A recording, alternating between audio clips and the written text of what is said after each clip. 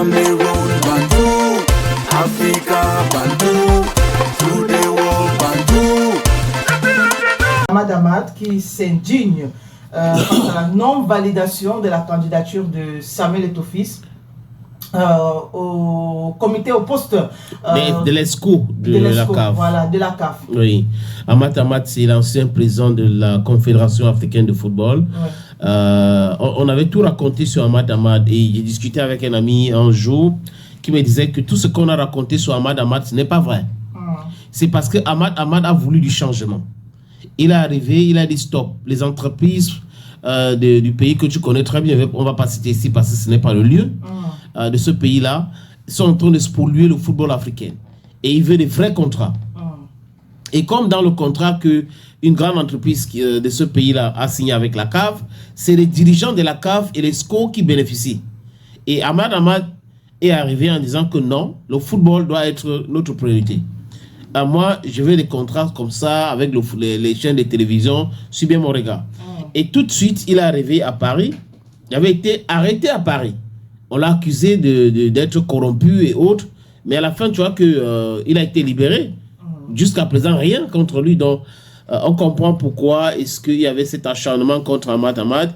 Il est arrivé dans une institution qui était comme c'est et il voulait changer les choses. Et à l'intérieur, les gens n'ont jamais voulu que les choses changent. C'est pour cette raison qu'on l'a écarté. Et Ahmad Ahmad n'est pas très content. Voilà, Ahmad Ahmad qui a dit ce n'est pas correct. Un président de fédération, on le refuse. Et des gens qui ne sont même pas à la tête des fédérations, on valide leur candidature. Non, je ne sais pas si c'est vraiment pour l'amour du football africain qu'on fait ça. Mais moi, honnêtement, je condamne ceux qui ont fait ça. Parce que son pays l'a adoubé à la tête de sa fédération. Il fait des efforts terribles. C'est un enfant du football. Comment peut-on le rejeter de cette manière? C'est condamnable intellectuellement ce qui se passe. Espérons bien que ça va aboutir positivement après parce que Samuel Eto'o a porté plainte. Il a porté l'affaire au niveau du TAS pour la non-validation de sa candidature avec ce qu'on appelle en anglais flimsy excuses. C'est comme ça, quand vous êtes un anticonformiste, ça se passe toujours comme ça, les gens vont vous combattre. Certaines personnes aiment travailler avec des conformistes. Si vous voulez écouter ce que vous voulez écouter, écoutez vous-même. Maintenant, si vous voulez écouter d'autres sons de cloche, je pense qu'il faut humblement suivre des gens qui vont vous dire ce que vous n'aimez pas.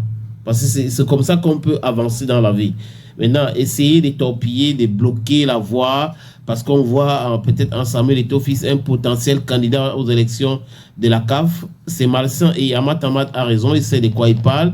Il faut dire aussi que Samuel Eto'o-Fils est un soutien d'Ahmad Ahmad.